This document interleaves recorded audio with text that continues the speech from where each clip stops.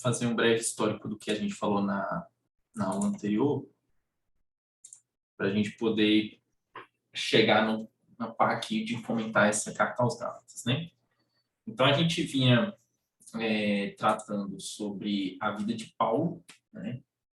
E aí a gente viu que Paulo, ele era hebreu, né? Israelita, da tribo de Benjamim, judeu, fariseu, foi educado em Jerusalém, aos pés de Gamaliel, e em determinado momento, depois da morte de Jesus, Paulo começou a perseguir os cristãos, passou um bom tempo fazendo isso, até que ele recebeu carta do sumo sacerdote de Jerusalém para ir até Damasco, prender alguns cristãos e levar presos esses cristãos de volta para Jerusalém. E no caminho para Damasco ele foi convertido, né? Depois foi batizado. Ananias teve uma revelação e disse para ele que Deus havia dito que Paulo seria apóstolo dos gentios, né? E que ele sofreria muito ainda a partir do ministério dele. Ele importava que ele soubesse o quanto que ele sofreria por Deus. Então, depois disso, ele começa o seu ministério, ele foge, ele sai de Damasco, aliás, e passa 3 anos na Arábia. Depois de 3 anos na Arábia, ele retorna para Damasco. Quando ele retorna para Damasco, o rei Nabateu da Arábia, o rei Aretas, manda emissários perseguindo Paulo, e os judeus de Damasco também perseguem ele. Ele escapa num cesto, vai até Jerusalém. Em Jerusalém, ele fica 15 dias com Pedro, né? Depois desses 15 dias, ele sai de Jerusalém e vai para Tarso, ou ele é levado até lá pelos discípulos, porque os judeus helenistas estavam querendo matar ele em Jerusalém. Ele fica aproximadamente 10 anos em Tarso, até que Barnabé busca Paulo em Tarso e leva Paulo para Antioquia da Síria, que uma igreja gentílica, estava crescendo. Então, Paulo e Barnabé pastorearam essa igreja durante 1 ano, até que eles recebem a visita de um profeta chamado Ágabo. Esse profeta chamado Ágabo, ele fala para que vai ter uma fome, né, por conta, né, de uma má gestão do Império Romano, e a igreja de Antioquia resolve mandar Paulo e Barnabé até Jerusalém, levando uma oferta para os irmãos mais pobres de Jerusalém. Paulo resolve levar essa oferta também como sinal de conciliação entre a igreja gentílica de Antioquia e a igreja mais judaica de Jerusalém. E lá ele apresenta o evangelho que ele prega aos apóstolos, principalmente Pedro, Tiago e João, e eles estendem a mão da comunhão para Paulo e tudo mais. Então fica isso decidido, que Paulo vai aos gentios e eles ficam para os judeus. Então, Paulo e Barnabé, depois disso, voltam para Antioquia. O Espírito Santo revela que eles precisam ir numa viagem missionária, que foi o que a gente viu na nossa última aula. Então, eles partem para a primeira viagem missionária, levando João Marcos, saem de Antioquia para a ilha de Chipre. Em Chipre, o procônsul Sérgio Paulo é convertido, né? Paulo impreca o mago Elimas, né? De lá, eles vão para Perge, na Panfilha, uma região bem pantanosa, onde provavelmente Paulo fica doente. E aí eles resolvem ir até os planaltos, as regiões mais altas da Galácia. João Marcos volta para Jerusalém, mas Paulo e Barnabé continuam a viagem até Antioquia, não mais Antioquia da Síria, essa é outra Antioquia, Antioquia da Psídia. Lá eles pregam nas sinagogas, a gente viu qual era o modelo de sermão, basicamente, que Paulo adotava nas sinagogas, e depois isso ele usava na sinagoga como ponte já para os gentios que já frequentavam as sinagogas, né? Tanto os tementes a Deus quanto os prosélitos. E depois disso ele vai para uma outra cidade, Icônio, de Icônio para Listra, de Listra para Derbe. Em uma dessas cidades, em Listra especificamente, Paulo é apedrejado até quase morrer, né? E depois ele faz o caminho de volta, né? Falando com os irmãos, elegendo presbíteros, e volta até a igreja mãe de Antioquia da Síria, que foi onde a gente parou a nossa linha histórica na semana passada. Só que, imediatamente, quase que imediatamente após a chegada de Paulo em Antioquia da Síria, é quando ele escreve a carta aos Gálatas, que é a carta que nós vamos estudar hoje. Só me confirma se vocês estão vendo a tela. Sim. Sim? Beleza. Então, massa. Então, a carta que a gente vai estudar hoje é justamente essa carta aí, né? A carta de Paulo aos Gálatas, tá? Então, vamos lá. Cristão. Primeiro, contexto geral do que estava acontecendo, tá? Então, o contexto da carta aos Gálatas, antes da gente entrar nela de fato. Então, a gente acabou de falar, eu fiz aqui o panorama de novo de tudo que a gente já viu, e a gente sabe que Paulo acabou de voltar da sua primeira viagem missionária com Barnabé. E ele passou justamente nessas regiões da Galácia, nessa viagem missionária, ilha de Chipre, perto da Panfilha e sul da Galácia. Foi o roteiro que ele seguiu. Ele acabou de voltar dessa região. O que está acontecendo em Jerusalém? Algumas repercussões estão ocorrendo em virtude da pregação de Paulo e Barnabé aos gentios e da expansão do ministério gentílico de Paulo e Barnabé. Estão chegando repercussões sérias na igreja de Jerusalém.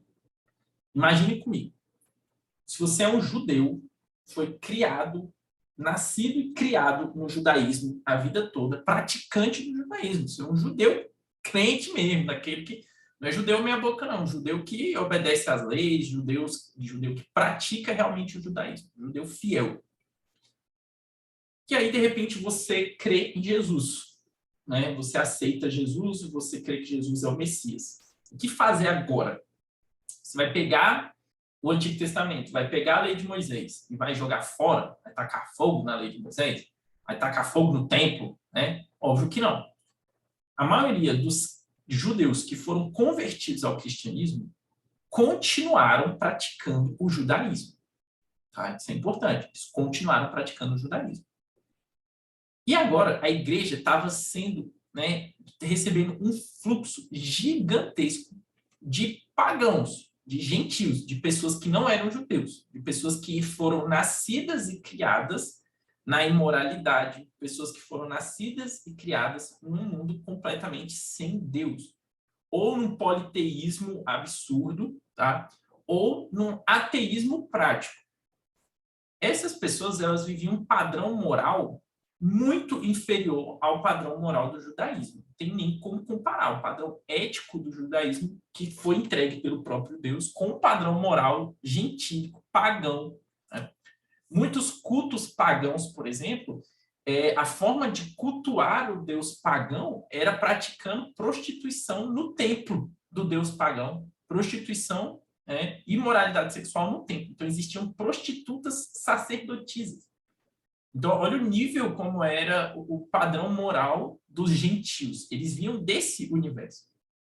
Então, a igreja em Jerusalém, ela tinha uma preocupação muito legítima com o padrão moral que se instalaria na igreja de Antioquia e nas igrejas helenistas, né, de cultura grega, onde Paulo estava pregando e instalando novas igrejas nas suas viagens missionárias. Então, e essa igreja da Galácia, agora, que Paulo fundou na Galácia, como que vai ser o padrão moral desses crentes convertidos ao cristianismo agora? Já que eles não são judeus, será que eles vão viver na imoralidade? Será que eles vão comer comida sacrificada aos ídolos? Né? O que será que eles vão fazer? Né? O que será que vai acontecer enquanto eles estão... Né, enquanto eles não têm um padrão moral decente proveniente do judaísmo igual os cristãos judeus tinham. Então, isso é realmente uma preocupação muito legítima da igreja de Jerusalém, uma preocupação dos apóstolos mesmo que estão em Jerusalém, da liderança da igreja de Jerusalém de uma forma geral. O que mais? A gente tem agora o seguinte, os crentes de Jerusalém estavam incumbidos da pregação aos judeus, né? A gente tinha visto que o acordo, né, de Paulo e Barnabé com a liderança de Jerusalém é que a igreja de Jerusalém ela ficaria responsável pela evangelização dos judeus e a igreja de Antioquia ficaria responsável pela evangelização dos gentios. Mas, olha lá, como ter o respeito dos judeus enquanto a igreja de Cristo se enchia de gentios com padrões éticos questionáveis. Então, vamos supor que eu sou Tiago, líder da igreja de Jerusalém. Eu sou responsável por evangelizar judeus na Judeia. E eu estou tentando trazer eles para o cristianismo. Mas eles ouvem falar que o cristianismo está cheio de gentios pagãos com padrão moral e ético no chão. Um padrão moral terrível. Como que eu vou ter o respeito desses judeus que eu estou tentando evangelizar se na igreja está cheio de pagão? Né? Aí eu vou falar para eles, não, venham para essa religião, cristianismo, sendo que agora eu tenho um monte de pagão dentro dessa religião, ex-pagãos, no caso, mas que na visão dos judeus eram simplesmente pagãos, com um padrão moral muito, muito baixo. Como que eu teria o respeito desses caras durante o meu processo de evangelização? Tá? Então, essa é uma questão complicada. Além disso, a gente precisa lembrar que a Judéia, apesar de estar sob o domínio romano nessa época, os judeus, eles têm a lei civil, a lei moral e a lei cerimonial. A lei de Moisés regia também aspectos da vida civil de Israel. Da vida civil de Israel. Por exemplo, a blasfêmia era punida com a morte, por apedrejamento. E mesmo sob a tutela do Império Romano, o Sinédrio ainda tinha poder civil para julgar e condenar quem morasse na Judeia, judeus que morassem na Judeia, por blasfêmia. E andar com gentios, se misturar com gentios, comer com gentios, podia resultar não só em um problema diante dos outros judeus, um problema moral, mas podia resultar também em problemas civis, de natureza estatal. Como assim? Se misturando com gentios e coisas assim. Então, eram problemas que poderiam acontecer. Tá?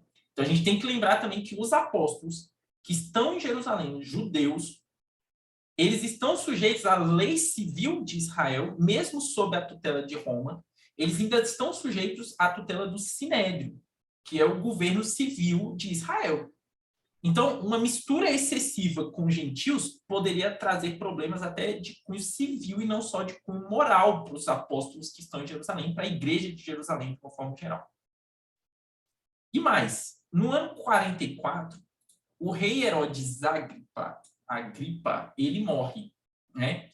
E surge um movimento de insurreição dentro de Israel, provocado por alguns judeus que ficaram conhecidos como zelotes. Esses zelotes são judeus radicais, completamente anti-romanos. Eles queriam liberdade total de Roma e eles, vira e mexe, estavam fazendo revoltas, vira e mexe, ações militares contra os romanos, tá? E esses zelotes, eles eram tão zelosos da lei que eles se propunham até mesmo a matar judeus que cooperassem com romanos ou judeus que se contaminassem com gentios. Então, olha só a situação dos apóstolos e da igreja em Jerusalém. Você tem ali, eles precisam do respeito dos judeus, que eles estão tentando evangelizar.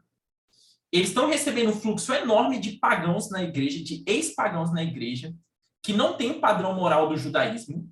Tá? Eles têm a questão civil do próprio governo de Israel, que eles precisam obedecer. E eles ainda têm grupos radicais dentro da Judeia, anti-romanos e anti-gentílicos, que poderiam matar os apóstolos ou simplesmente por achar que eles estão cooperando demais com Roma ou se envolvendo demais com gentios. Então, a situação deles realmente não era uma situação confortável. E a expansão da igreja diante dos gentios podia trazer realmente sérios problemas aos cristãos de Jerusalém que estavam tentando evangelizar os judeus. Porque, lembra, eles próprios são judeus, tá? Então, esses problemas, eles dão o contexto, eles dão o tom do que está acontecendo na carta de Paulo aos Gálatas e também no que a gente vai estudar na semana que vem, que é o Concílio de Jerusalém, em Atos 15, tá? Mas beleza, entendido esse contexto até aqui, quer perguntar alguma coisa? A Arielle chegou aí agora.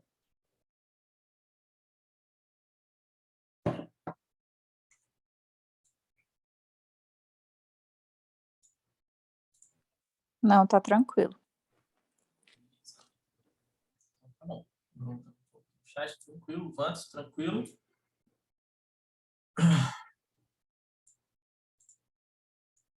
Não é nós. Agora, olha só.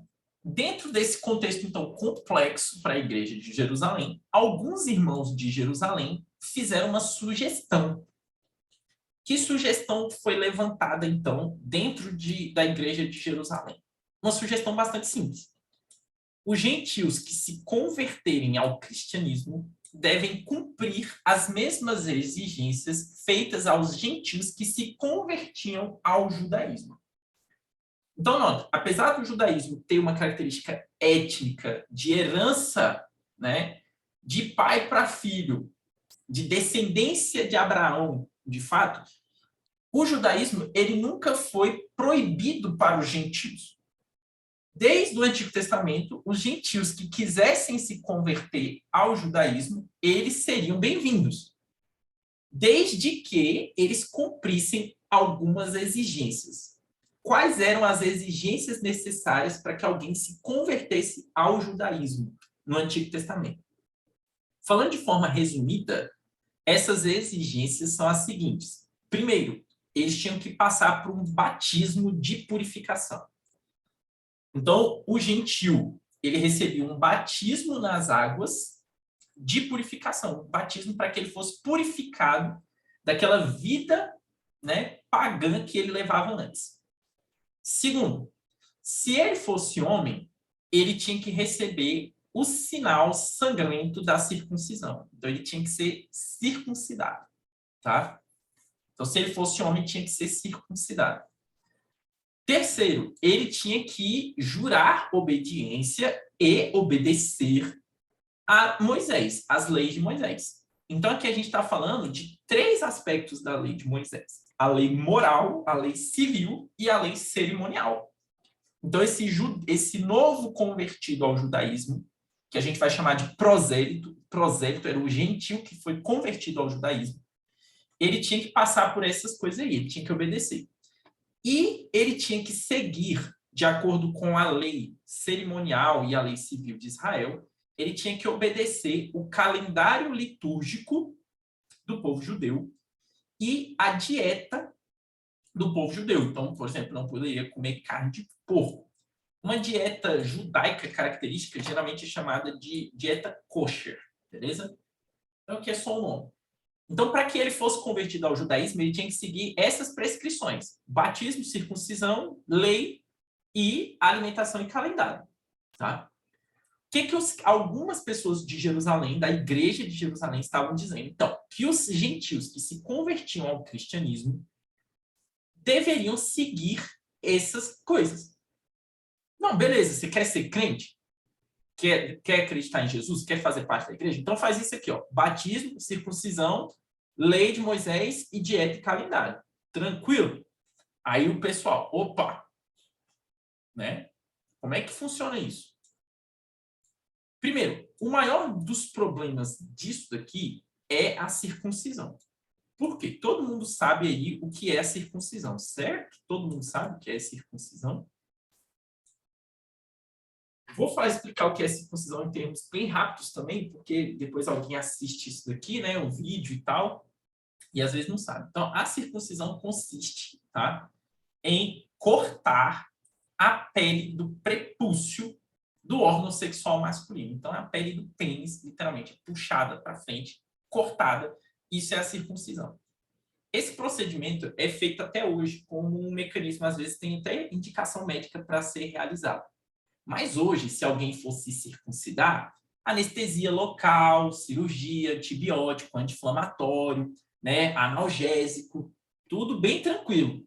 Agora, você imagina, há 2000 anos atrás, em que esse procedimento era feito na faca, beleza? Sem anestesia, sem anti-inflamatório, sem antibiótico, sem analgésico. Os bebês eram circuncidados ao 8º dia. Né? Então, isso era feito com um bebê que não tem consciência ali, mas imagina a dor que esse bebê devia sentir desse procedimento e depois, no pós-procedimento. Agora, você imagina um homem adulto, você chegar para ele e falar assim: não, para você se tornar cristão, eu vou ter que pegar né, a pele do seu pênis e cortar fora. Cara, era óbvio que isso ia assustar todo mundo. Não, aqui não, no meu não. Aqui nem a pau que eu vou fazer isso. Então, a circuncisão era um sinal sangrento da aliança do Antigo Testamento e ela funcionava como uma barreira muito séria para quem quisesse alegar ser convertido. Então, assim, era um sinal realmente complicado de se aplicar, né? Batismo, dieta e tal, era até mais tranquilo do que circuncisão. Então, a circuncisão realmente, assim, tem uma questão complicada para os homens. Não à toa que a maioria dos prosélitos do judaísmo não eram homens, eram mulheres. Porque para as mulheres isso daqui não era necessário, bastava os outros 3 elementos. Então, tinham muitos prosélitos, mulheres, prosélitas do judaísmo, né? E era mais difícil ter homens prosélitos, porque eles precisavam se submeter a esse processo. Muito bem. Mas quais seriam as vantagens? Se a igreja de Antioquia tivesse acatado, né, se Paulo tivesse acatado essas sugestões de alguns da igreja de Jerusalém, quais seriam as vantagens? Primeiro, você limitaria o número de gentios entrando na igreja. O excedente de gentios, de ex-pagãos que estavam entrando na igreja, ficaria fortemente limitado pelo sinal da circuncisão. Ah, tem que cortar. Não. Melhor não, então não vou nem entrar. Então, assim, aquele que não tivesse muita convicção, ele já ficaria de fora. 2, o padrão moral e ético, né, estaria alto, porque você teria o padrão moral e ético do próprio Antigo Testamento, do judaísmo. E esse padrão ético não foi invenção humana, ele foi dado pelo próprio Deus. Né? Então, putz, ele foi dado pelo próprio Deus. Terceira vantagem, se Paulo, se as igrejas gentílicas acatassem isso, eles não gerariam escândalo, né, diante dos judeus. Nem o mais zeloso dos zelotes poderia alegar nada se o gentio fizesse todas essas coisas. O sinédrio não teria nada contra isso. Né? Nenhum judeu poderia falar, olha que absurdo, estão aceitando gentios na igreja, se os gentios estivessem fazendo isso. Né? Então, você não geraria escândalo diante dos judeus. E não incorreria em inimizade contra os radicais zelotes, como eu já mencionei. Tá? Então, essas seriam as vantagens de se acatar a essa sugestão.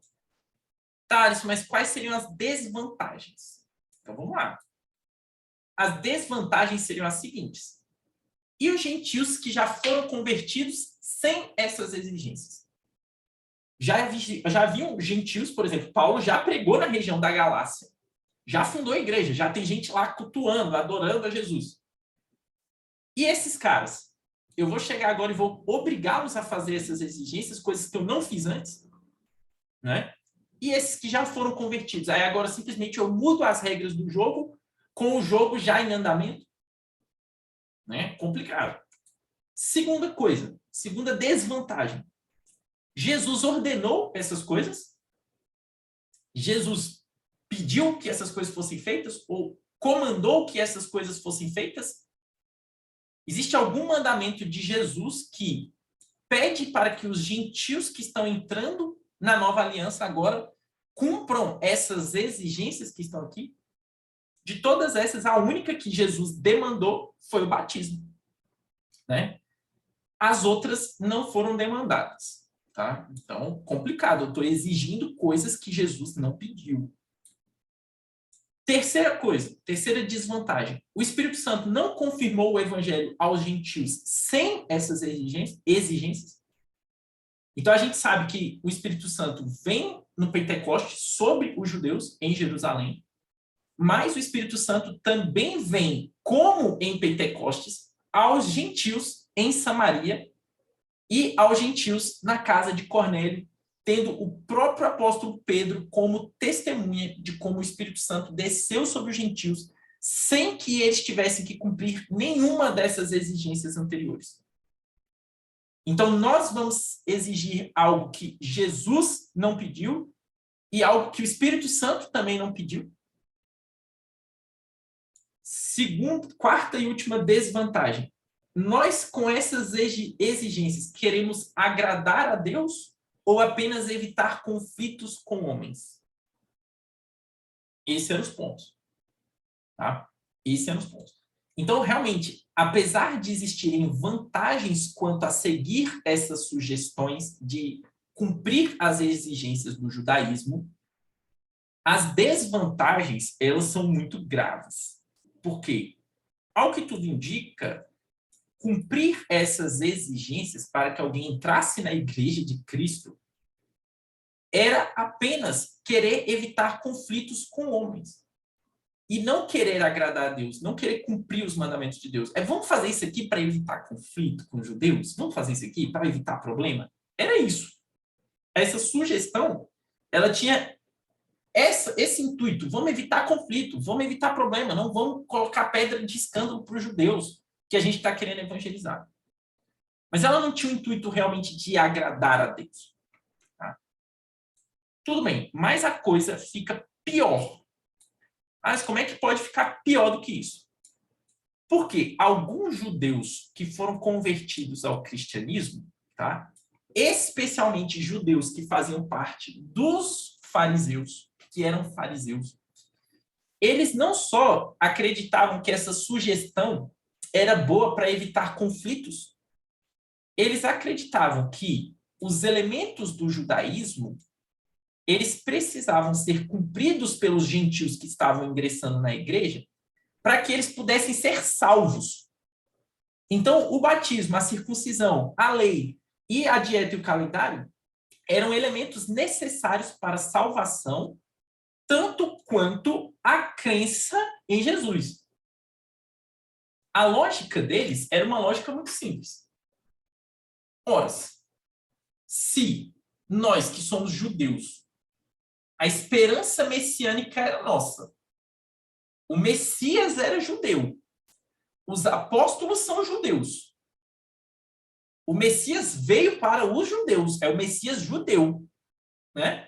As escrituras do Antigo Testamento são judaicas. O caminho natural é que para você chegar ao cristianismo, você antes tem que ser judeu. Então você se converte ao judaísmo e aceita Jesus. Afinal de contas, Jesus é o salvador dos judeus, é o rei dos judeus, é o Messias dos judeus. Então, existe uma lógica no que eles estão propondo. Não é algo sem lógica. Eles estão propondo coisas aleatórias. Não, existe uma lógica. E eles tinham bons argumentos. Afinal de contas, o próprio Messias, o próprio Jesus, qual era a religião de Jesus? Jesus era judeu. Na cabeça dessas pessoas, o cristianismo, ele não é uma religião nova, né? Não é uma novidade. Ele é nada mais do que uma consequência natural do judaísmo.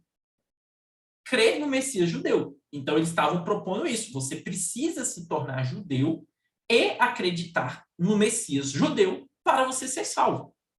Para você ser salvo. Só que isso não foi a mensagem de Jesus. Jesus não pediu essas coisas. E nem o Espírito Santo confirmou essas coisas depois. Então, poucos apóstolos estavam pregando essas coisas.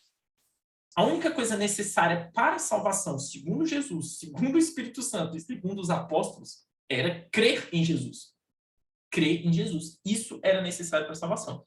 E não cumprir a lei judaica. E não se tornar judeu antes. Esses cristãos que começaram a dizer que para você ser salvo, você precisava praticar o judaísmo, eles ficaram conhecidos aqui como judaizantes. Olha aí, o judaizantezinho, herege. Né? E por que ele é herege? Porque ele está acrescentando coisas à salvação que não são necessárias para a salvação. Olha o símbolozinho dele aqui na roupinha dele. Ó. Cruz e judaísmo. Tá? Então, é o judaizante. Ele acha que você tem que ser judeu, aí você crê em Jesus, aí você é salvo. Mas só crer em Jesus não basta. Você tem que ser judeu antes. Tá? Então, esse aí é o herege judaizantezinho. Até aqui vocês entenderam esse contexto geral e o que é um judaizante?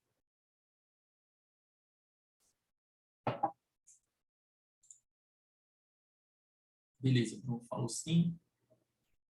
Vantos, Lemuel, Fernanda.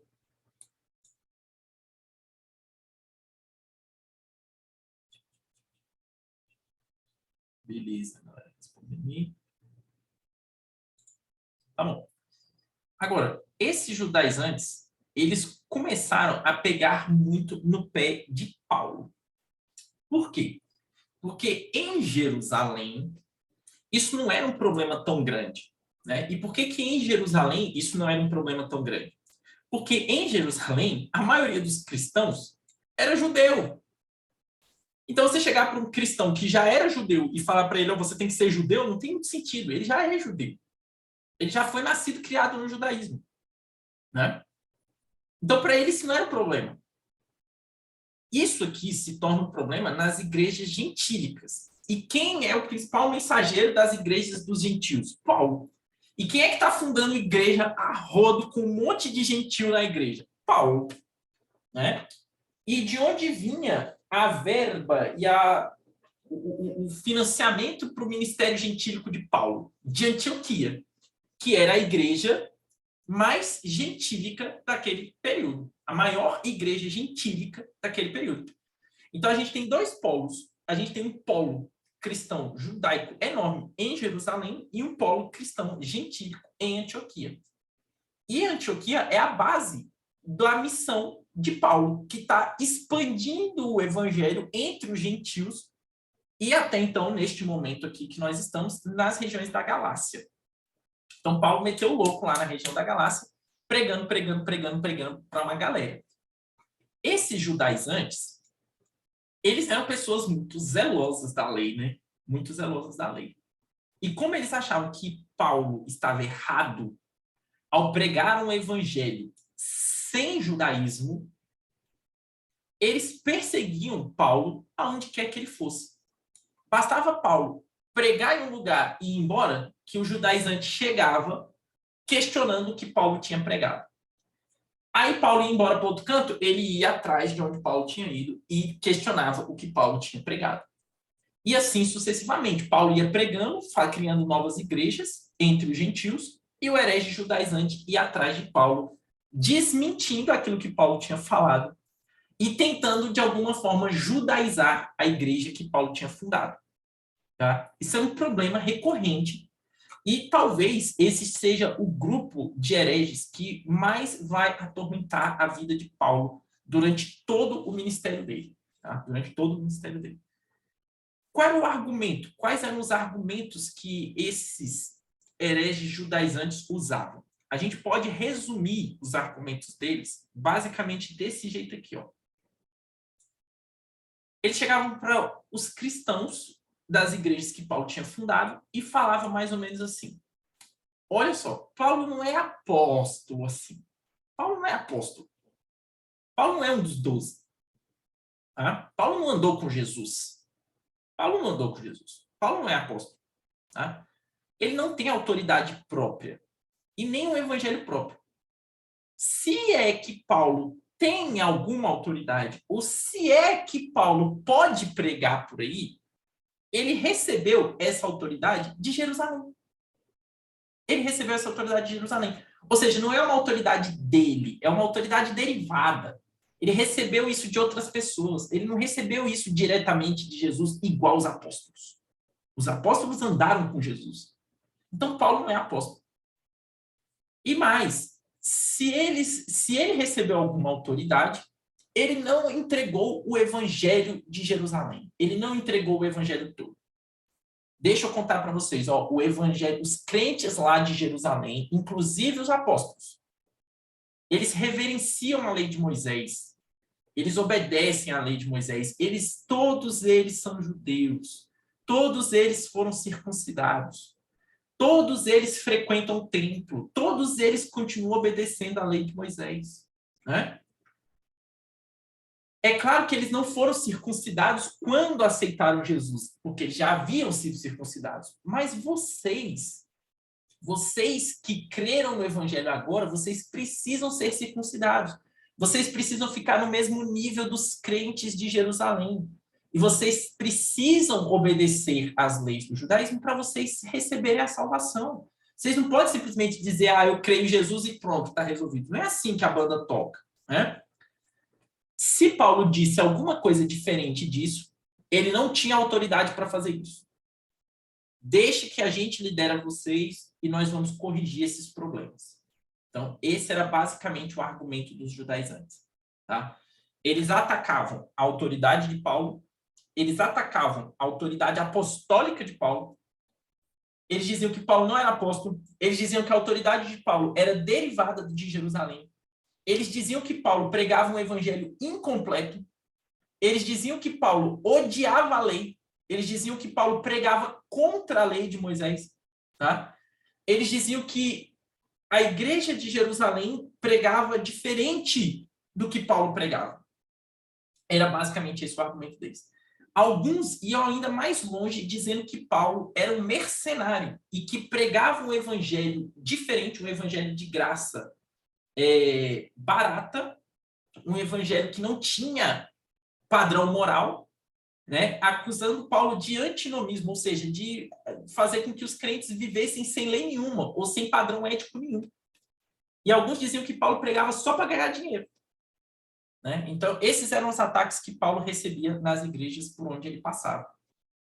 E assim que Paulo tirou o pé da Galácia, os hereges judaizantes chegaram nas igrejas da Galácia, tá? E fizeram o auê, né? Tocaram o terror. Meteram tudo isso daqui, todos esses argumentos contra Paulo nas igrejas da Galácia. E como Paulo ficou? Desse jeito aqui, puto da vida. Evidentemente. Né? Por que ele ficou puto da vida? Porque ele acabou de tirar o pé da Galácia e os gálatas já se deixaram enredar pelos argumentos dos judaizantes. Paulo mal foi embora e os gálatas já estavam lá. É verdade mesmo, acho que Paulo não tem tanta autoridade assim, meu irmão. É verdade, acho que preciso me circuncidar mesmo. É verdade, acho que eu tenho que obedecer à lei de Moisés e parar de comer carne de porco, senão eu não vou ser salvo. Né? Foi só Paulo tirar os pés de lá que eles começaram a falar essas coisas. Tá? Então, esse é o contexto, galera. Esse é o contexto da carta aos Gálatas. Vai, fala comigo, me pergunta aí, diz se está tudo certo até agora, porque agora a gente vai entrar na carta em si. E aí, o que vocês me dizem?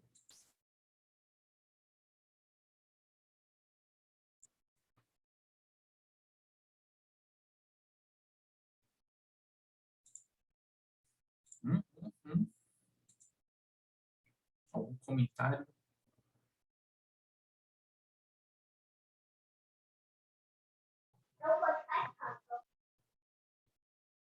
Samuel? Tudo certo. Tá me ouvindo? Tudo certo. Tô te ouvindo. Nada, não quer perguntar nada, fazer nenhuma colocação.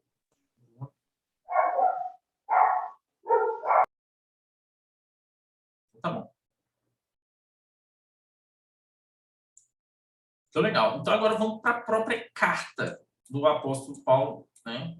Falando da carta propriamente dita. Vou descer aqui. Então, vamos lá. Isso, então, aconteceu, né? Logo depois que Paulo tirou os pés da Galácia e voltou para Antioquia, ele já recebeu notícias da Galácia dizendo que essas coisas estavam acontecendo por lá. Então, primeira coisa, a autoria da carta. Não há motivos sérios para a gente questionar que Paulo realmente tem escrito essa carta. Todas as evidências apontam que realmente foi ele que escreveu e não alguém se passando por ele, tá? Segundo, né? No capítulo 2, Paulo descreve a sua visita a Jerusalém, tá?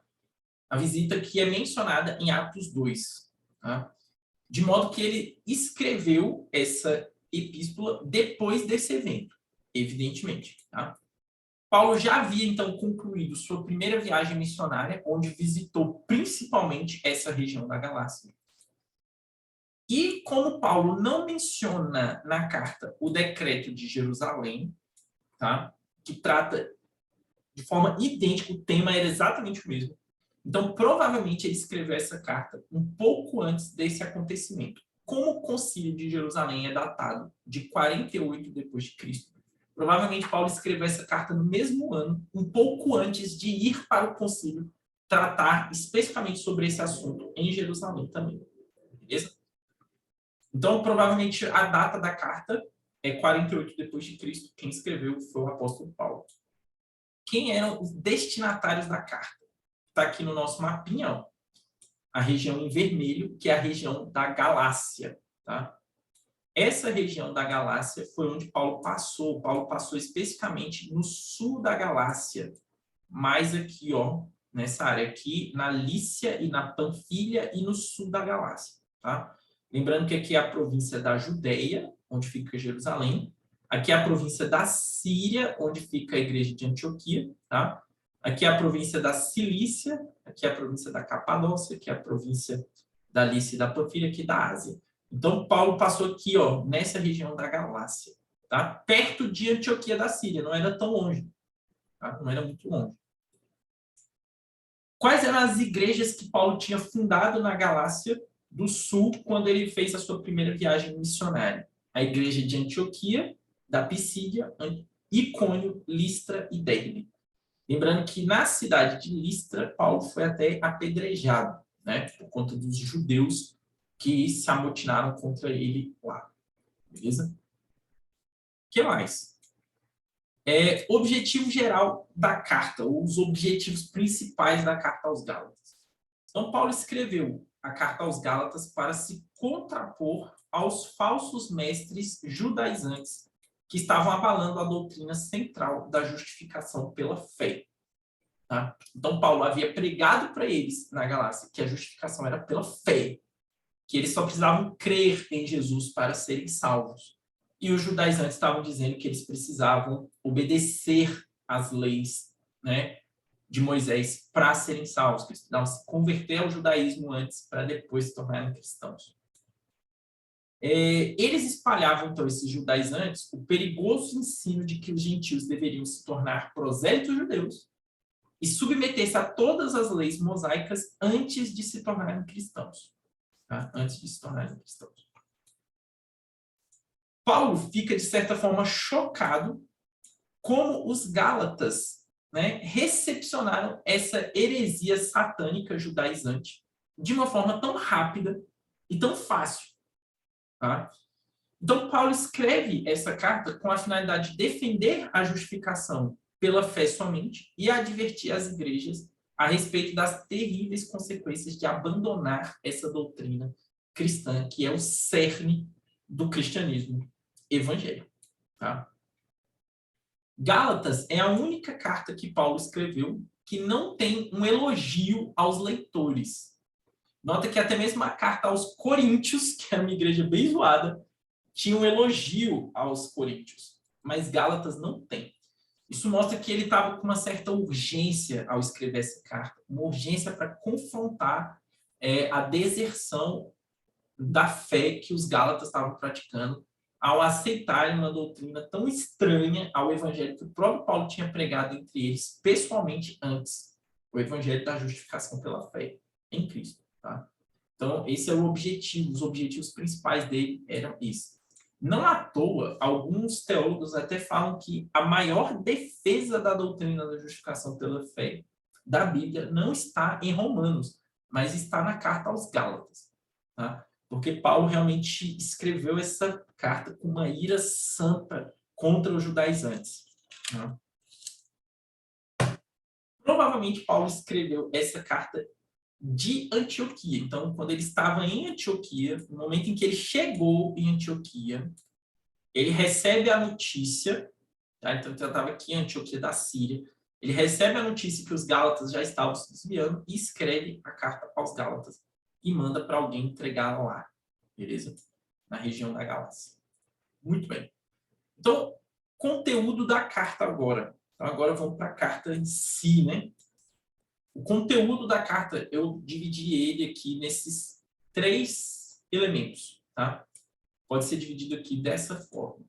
É óbvio que vão existir outras formas de divisão do conteúdo, mas o que importa é você saber qual é o conteúdo em si.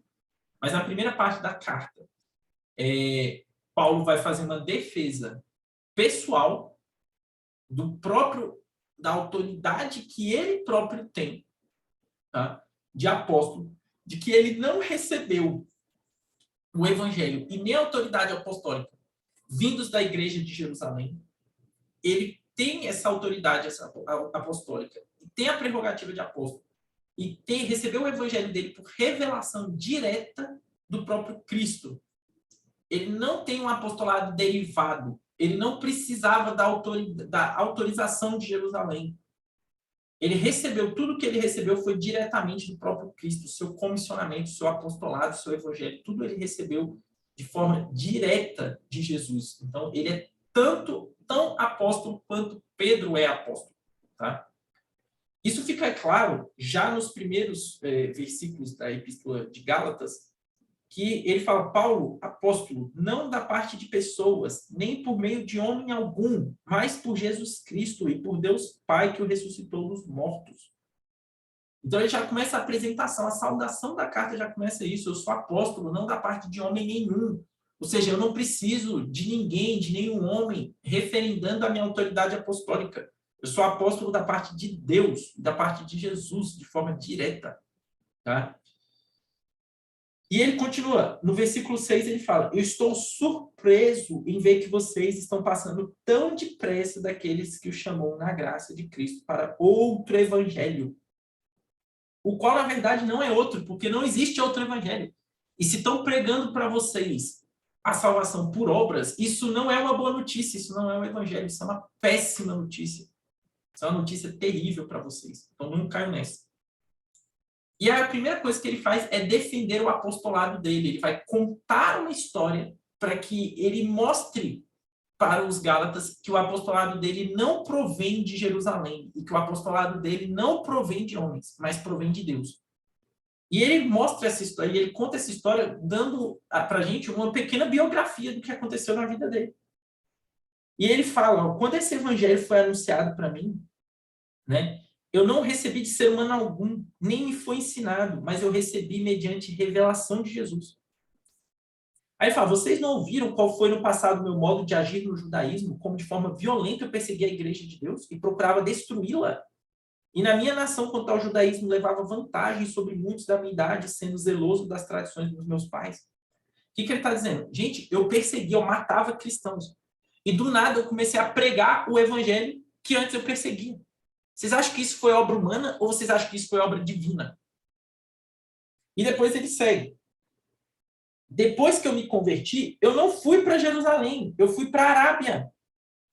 Ele diz isso, eu fui para a Arábia, eu não fui para Jerusalém. Olha o que ele está dizendo, eu recebi o meu comissionamento apostólico e eu não fui validar o meu comissionamento apostólico em Jerusalém, com Pedro. Não preciso. Eu recebi de Deus, não precisa ser validado por ninguém. E depois ele continua. Depois disso eu fui para Jerusalém, depois de 3 anos, já como apóstolo, depois de 3 anos eu fui para Jerusalém. E lá eu fiquei só 15 dias com Pedro e me mandaram embora para a Cilícia, de volta. Fui para Tarso. Em 15 dias, daria para ele ter recebido o evangelho que ele recebeu? Um treinamento teológico intensivo, em 15 dias? É óbvio que não, ele recebeu todo esse treinamento e toda a sua instrução teológica da parte de Jesus diretamente. E muita dessa instrução, provavelmente, nos 3 anos onde ele passou na Arábia.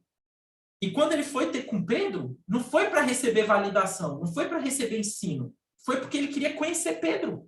Só por isso. E depois ele continua, só 14 anos depois eu voltei para Jerusalém.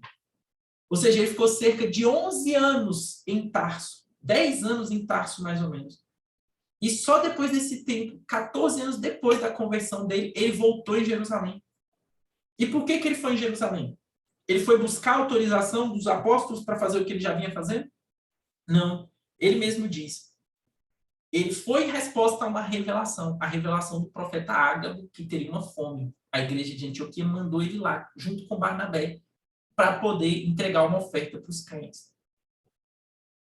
E quando ele chegou lá, né, ele foi ter com os apóstolos, conversou com os apóstolos. Ele defendeu o evangelho que ele pregava entre os apóstolos. E os apóstolos disseram para ele, é isso mesmo, continue. Estenderam a mão da comunhão para Paulo. Eles não precisaram validar, não, Paulo, nós temos que te dar autorização para você fazer o que você está fazendo. Não, eles não precisaram fazer isso. A autoridade de Paulo, a credencial apostólica dele é diretamente de Deus, é divino. Tá? Depois que ele conta essa história, ele até conta a história em que Pedro, né, dissimulou diante dos crentes. Isso aí é treta. Não tem treta nenhuma, né? Então, assim, o que aconteceu? Ele até conta a história de como Pedro, né, dissimulou diante dos gentios de Antioquia. O próprio apóstolo Pedro, que já tinha concordado, o próprio apóstolo Pedro, que recebeu uma revelação de Deus, dizendo: Pedro, aquilo que eu purifiquei, você não chama de impuro, Pedro. Mata e come, Pedro. E depois Pedro vai até a casa de Cornélio, né? Vê o Espírito Santo descendo sobre os gentios, a família inteira de Cornélio. Então, o próprio Pedro já sabia que Deus tinha designado o evangelho aos gentios, sendo eles gentios, ou seja, sem que eles se tornassem cristãos. E Paulo, né, Pedro dissimula, então, diante dos gentios, e Paulo, ele confronta Pedro face a face, publicamente, diante de toda a igreja de Antioquia. Tá? Então, realmente, Paulo, os 2 primeiros capítulos da Epístola de Gálatas, é Paulo defendendo a sua credencial apostólica. Ele está falando: vocês acham que o meu evangelho vem de Pedro? Vocês acham que vocês acham que minha autoridade apostólica vem de Tiago?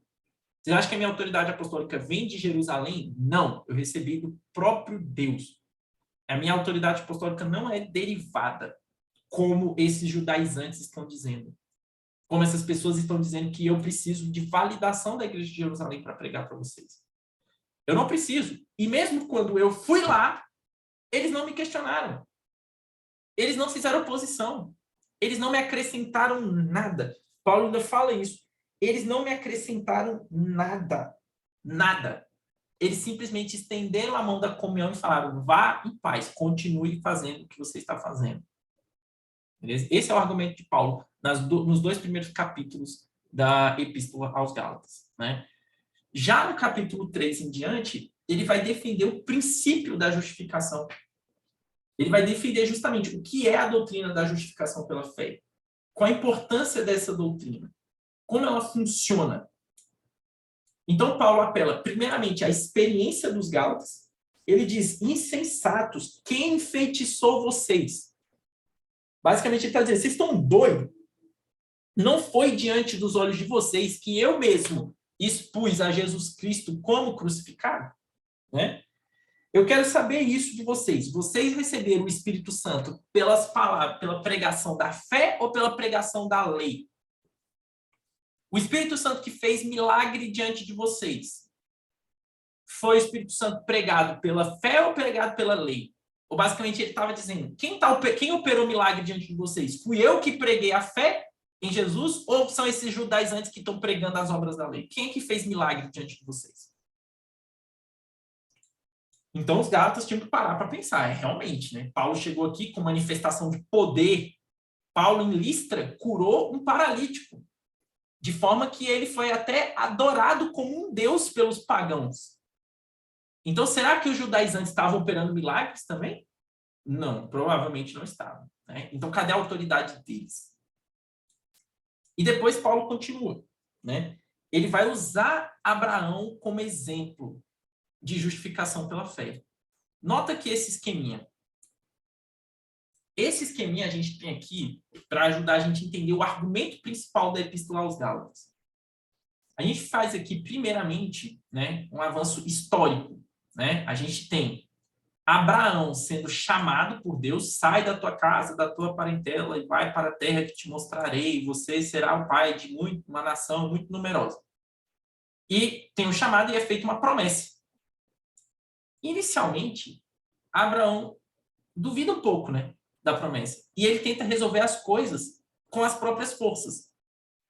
E com uma concubina, uma escrava chamada Agar, ele tem um filho, Ismael. Depois disso, Deus dá a Abraão um sinal visível de aliança com Abraão. E qual é esse sinal visível da aliança com Abraão? A circuncisão.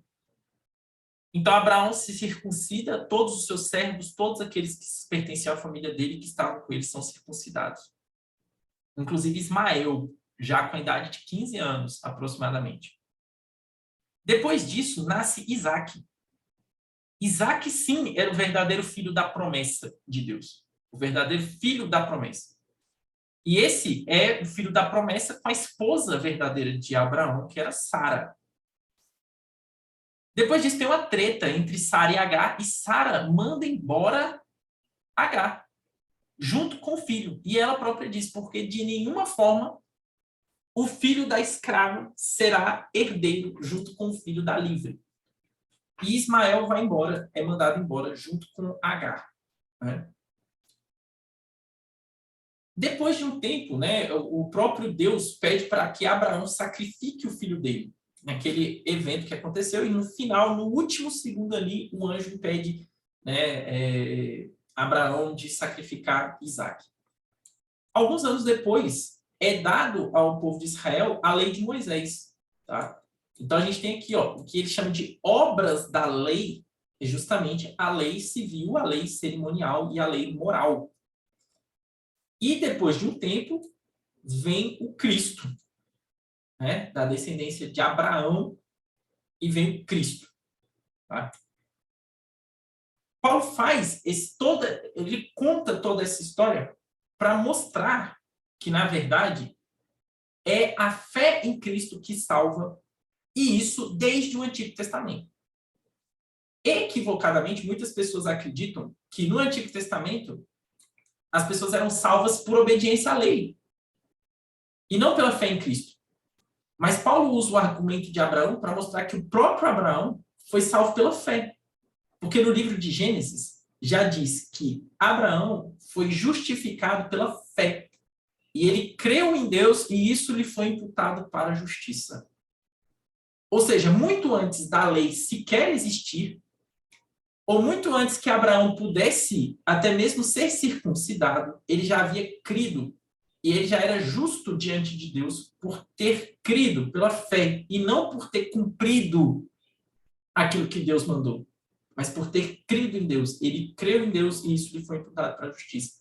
Então, o argumento de Paulo é justamente esse, de que o próprio Abraão foi salvo pela fé e não pelas obras. E nota que quando Abraão foi salvo, a lei nem tinha sido dada. Como é que ele pode ter sido justificado pela lei se Abraão é antes da lei? Então, Abraão foi justificado pela fé. E da mesma forma, todos aqueles depois de Moisés que foram salvos, que foram aceitos diante de Deus, que foram justificados, também foram justificados pela fé e não pelas obras. Porque as obras da lei não podem justificar. As obras da lei não podem salvar. As obras da lei não têm poder para tornar ninguém justo diante de Deus. A única coisa que pode justificar é Cristo e a fé em Cristo. E é por isso que no capítulo 2, no versículo 21, Paulo fala: se a justiça, ou seja, se a justificação é mediante a lei, Cristo morreu em vão. Porque se a lei poderia justificar, para que Deus mandou Cristo depois? Não teria utilidade nenhuma o sacrifício de Cristo se alguém pudesse alcançar a justiça diante de Deus mediante a lei. Cristo não teria utilidade a morte dele, simplesmente. Então, se a justiça é mediante a lei, o sacrifício de Cristo foi inútil. Agora, se o sacrifício de Cristo não é inútil, então a justiça provém desse sacrifício e não das obras da lei. Não tem como prover das duas coisas ao mesmo tempo. Tá? E o argumento óbvio que se levantaria, a objeção óbvia a este argumento de Paulo seria: Paulo, se a lei não pode salvar, se o que salva é Cristo, por que Deus deu a lei? Por que Deus deu a lei? Qual é o objetivo? Qual é a finalidade da lei? Para que ela serve, já que ela não salva? Já que eu não posso ser justo diante de Deus obedecendo a lei, para que deu a lei então? Se o sacrifício, porque o argumento de Paulo é: se a lei salva, Cristo morreu em vão. Agora, o argumento do judaizante é: se só Cristo salva, então Deus deu a lei em vão, Paulo? Deus deu a lei em vão? A lei é inútil, não serve para nada? Aí Paulo vai dizer: de forma nenhuma. A lei tem muita utilidade sobre todos os aspectos. E quais são as utilidades da lei que Paulo vai dar no livro de Gálatas? Primeiro, ele diz que a lei foi dada por causa das transgressões. É isso que ele diz no capítulo 3, no versículo 19. Logo, para que é a lei? E Paulo mesmo responde, ela foi acrescentada por causa das transgressões, até que viesse o descendente a quem se fez a promessa. Nota que a salvação nunca foi pela obediência à lei, mas sim por crer na promessa, por crer no descendente que viria a partir da promessa. É daí que vem a salvação, pela fé na promessa do descendente que viria, Jesus. Mas as obras da lei não. Então, por que a lei, Paulo? Porque a lei foi dada para conter o pecado. A lei foi dada por um tempo para ser como uma espécie de barreira para que o pecado e as transgressões não se multiplicassem excessivamente. É o mecanismo que Deus usou para conter a maldade, para conter o pecado. E não só isso, Paulo dá outras utilidades da lei. Paulo diz que é pela lei que vem o pleno conhecimento do pecado. Ou seja, a lei nos dá mais consciência do pecado para que nos voltemos ainda mais para a promessa. A lei não serve para que a gente tente cumprir a lei e ser salvo pelo cumprimento da lei. A lei serve para que o nosso pecado fique latente e a gente veja pela lei que nós não conseguimos cumprir. E aí nós nos agarramos ainda mais à promessa e não à lei. Né? Para dar um exemplo bem real agora, do nosso dia a dia. Né? Vamos supor, vamos pegar um caso. Né? Alguma pessoa está doente, está com uma doença, e ela não sabe que ela está doente. Ela não sabe que ela está doente. E aí ela vai no médico, faz os exames, o laudo do exame, vamos supor um raio-x, vamos supor que você está com uma pneumonia. Só que você não sabe, você só está passando mal, você sabe que tem um problema, mas você não sabe qual é o seu problema. Aí você vai no médico, faz um raio-x do pulmão e vê que tem um monte de mancha no pulmão. Aí o médico mostra o laudo e fala assim, olha, você está com pneumonia, tá vendo aqui, ó, a imagem? Né? A lei é como se fosse esse laudo. Ela mostra, ela evidencia o pecado. Ela vai, da mesma forma que o laudo mostra e evidencia a doença, a lei mostra e evidencia o pecado. Agora imagine, você sai do médico com o raio-x, aí você chega em casa, pega o raio-x, joga na água e faz um chá com o laudo do raio-x na expectativa de ficar curado da sua doença. Faz sentido isso? É óbvio que não faz sentido. Porque o laudo não cura a doença. Quem cura a doença é o remédio, e não o laudo. Da mesma forma, a lei é o laudo do pecado. Ela está mostrando que você tem pecado e qual é a gravidade e a severidade do seu pecado. Mas ela não cura o pecado. Quem cura o pecado é Cristo. Cristo é o remédio. A lei é o laudo. Só que o que os judeus estavam querendo fazer, o que os judaizantes estavam propondo fazer, eles estavam querendo curar o pecado com a lei, ao invés de curar o pecado com Cristo. Mas essa não é a ideia.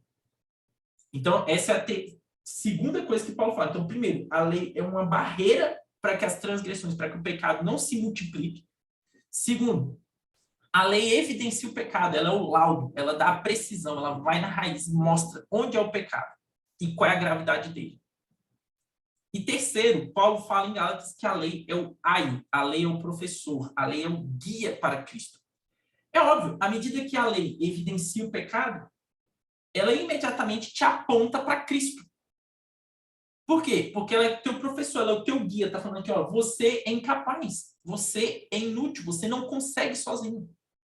Se você não consegue sozinho, olhe para a promessa, creia na promessa.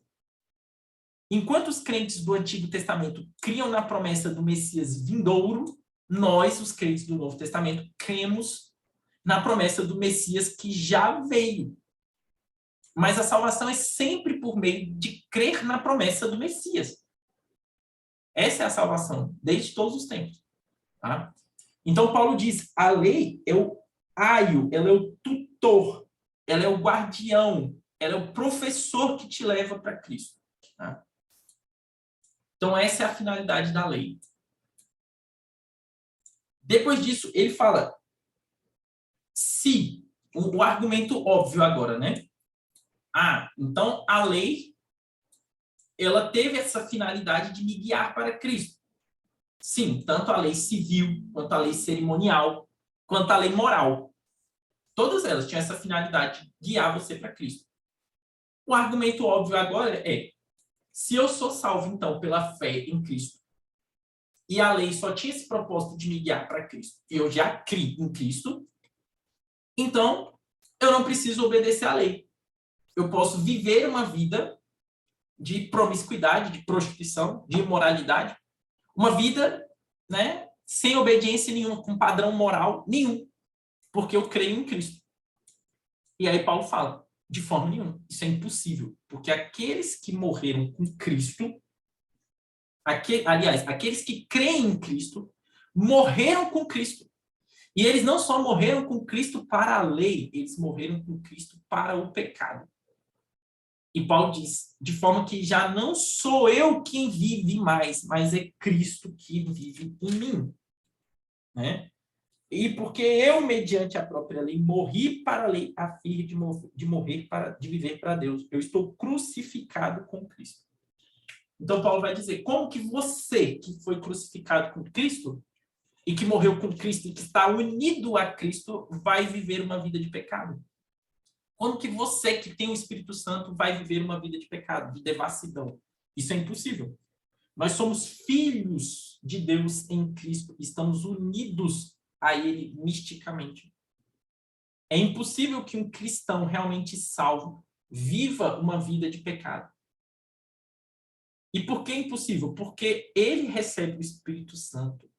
Ele morreu com Cristo para o pecado e o próprio Espírito Santo opera nele as obras do Espírito, o fruto do Espírito Santo. É o que Paulo vai dizer aqui, ó. O fruto do Espírito Santo que ele vai dar no capítulo 5. Né? Então, ele vem e menciona tudo. Ó, vocês, longanimidade, bondade, tal. Todos esses frutos são características de quem está unido a Cristo. Quem está unido a Cristo recebe todas essas coisas. Então, esses são os privilégios da justificação. Você está livre. Você está livre da obediência civil e da obediência cerimonial da lei. Está completamente livre.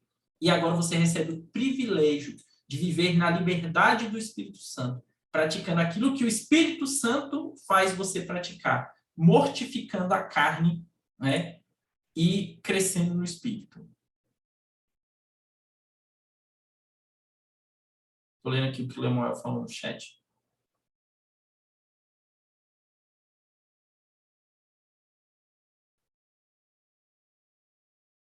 Exatamente. Então, aqui, a partir desse momento agora, né, você não tem um padrão moral baixíssimo. Muito pelo contrário. Uma vez que você foi morto com Cristo para o pecado e recebe o Espírito Santo, o seu padrão moral, ele é maior do que a própria lei anteriormente. Porque a lei era sombra. Né? A lei era sombra. Então, nós ficamos com o padrão moral da lei, porque o padrão moral da lei não passa. O padrão moral da lei está enraizado no próprio ser de Deus. A gente não vai ser salvo por obedecer a essa lei, mas nós obedecemos como um fruto do Espírito Santo. Né? Nós somos, como o Lemuel fez a citação de Lutero aí, né? O próprio Cristo nos ajuda e nos fortalece nessa obediência, para que a gente cumpra a lei da melhor forma possível, como um privilégio da nossa liberdade cristã, e não como um fardo da obediência para a salvação. Tá? Então, esse é o propósito geral da carta de Paulo aos Gálatas. Tá? Antes da gente encerrar, eu só quero comentar com vocês uma questão especificamente que está no capítulo 4 de Gálatas, quando ele menciona as duas senhoras, Agar e Sara. Então, no capítulo 4, ele diz: digam-me vocês, os que querem estar sob a lei, será que vocês não ouvem o que a lei diz? Pois está escrito que Abraão teve 2 filhos, um da escrava, outro da livre. O filho da escrava nasceu segundo a carne, o filho da livre nasceu mediante a promessa. Essas coisas são alegóricas, porque essas mulheres são 2 alianças. Uma se refere ao Sinai, que gera para a escravidão, esta é Agar. Ora, Agar é o monte Sinai na Arábia, e corresponde a Jerusalém atual, que está em escravidão com seus filhos. Mas a Jerusalém lá de cima é livre e ela é a nossa mãe. Mas vocês, irmãos, são filhos da promessa, como Isaac. A gente tem aqui um trecho complicado em que o próprio apóstolo Paulo está usando a figura, a história e as figuras de Agar e Sara, e ele próprio diz que isso é uma alegoria. E ele fala, Agar é o Sinai e gerou Ismael, filho segundo a carne. E Sara, né, é o monte Sião e gerou Isaque segundo a promessa. E aí ele conclui diz que nós, cristãos, somos filhos da promessa, filhos da livre e não da escrava. Então nós não estamos sujeitos à obediência à lei para a salvação, mas sim à promessa. Agora é óbvio, fazendo uma leitura nós do Antigo Testamento, da história de Agar e Sara, você nunca vai concluir de forma direta que Agar é o Sinai e que Sara é Sião. E que Agar representa a lei e Sara representa a promessa. Dificilmente você vai chegar nessa conclusão. E Paulo tira essa conclusão a partir de uma alegoria. Ele está alegorizando essa interpretação, realmente. E no nosso meio reformado, é bem óbvio que nós somos muito contra qualquer tipo de interpretação bíblica alegórica, né?